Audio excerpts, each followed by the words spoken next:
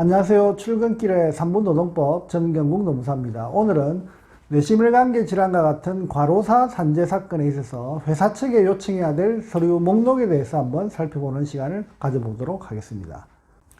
지난번 유튜브 영상에서는 과로사와 같은 산재 사건이 발생한 경우 재해자 또는 유가족이 준비해야 되는 서류 목록에 대해서 한번 살펴봤습니다.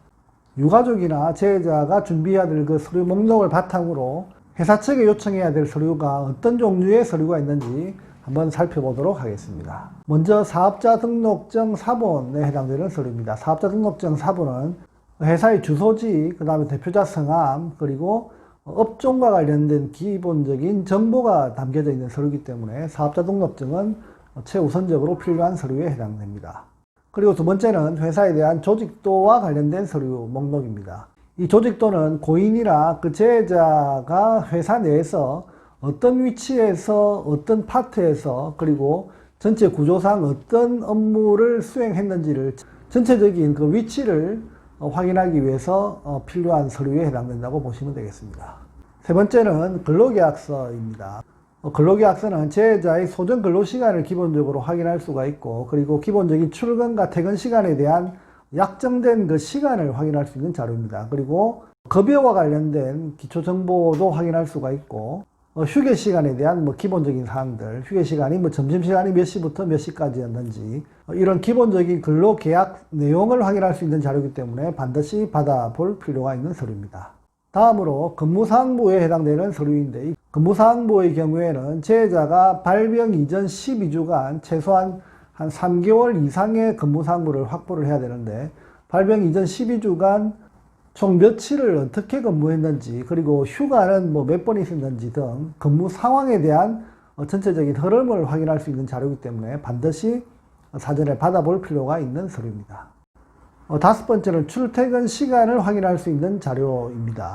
출퇴근 시간을 어떤 자료를 통해서 확인할 수 있는지는 그 방법은 상당히 다양합니다. 하지만 출퇴근을 전산으로 체크되어서 출퇴근 시간이 확인될 수 있는 사업장이라고 하면 그 정보가 가장 정확한 자료에 해당될 수 있습니다. 하지만 만약에 그러한 자료가 전혀 없는 경우에는 출퇴근 시간을 어떻게 확보할 것인가에 대해서 그 방법에 있어서는 그 재해자의 업무 유형이나 그 다음에 생활 패턴, 그리고 휴대폰에 대한 사용 방법 등에 따라서 다양하게 그 방법들을 찾아낼 수가 있습니다. 따라서 이 부분에 대해서는 산재를 전문적으로 수행한 산재 전문 노무사의 도움을 통해서 보다 구체적인 출퇴근 시간을 확인하는 방법을 찾아보셔야 할 것으로 생각이 됩니다. 과로사 사건에서는 지금 말씀드렸던 이 출퇴근 시간에 대한 그 확인 작업이 가장 중요하고, 그리고 가장 어려운 작업 중에 하나에 해당된다고 볼 수 있습니다.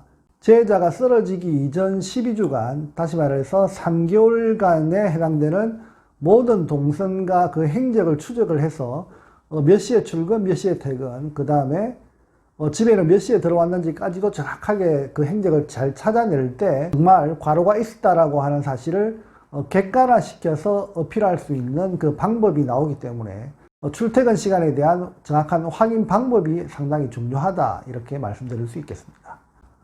다음으로 재해자의 현장 규모나 현장의 개요를 확인할 수 있는 그 자료를 회사에 요청해서 받아보셔야 할 것입니다. 이 자료는 회사에서 재해자가 하는 그 역할이나 업무 특성을 파악하는데 상당히 참고가 될 수 있을 자료이기 때문에 반드시 확인해 볼 필요가 있겠습니다.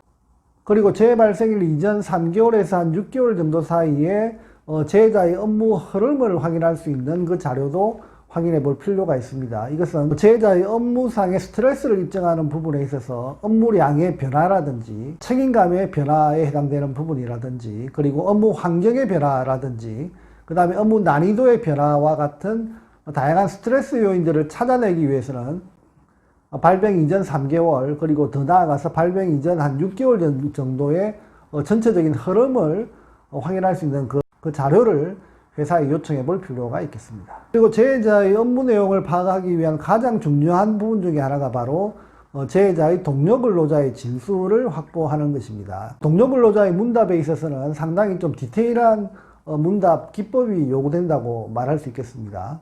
업무 내용에 대한 전반적인 흐름과 그 맥을 정확하게 짚어낼 수 있는 동료 근로자와의 문답이 필요하고, 그 문답은 한 1시간 반 내지 한 2시간 정도 사이에 사실 주장할 수 있는 모든 팩트들을 끄집어낼 수 있는 그 정도의 핵심적인 질문 사항들을 정확히 캐치해서 정리해낼 때 동료 근로자의 문답이 가장 유용한 자료로 활용될 수 있는 그 방법이다, 이렇게 말할 수 있겠습니다.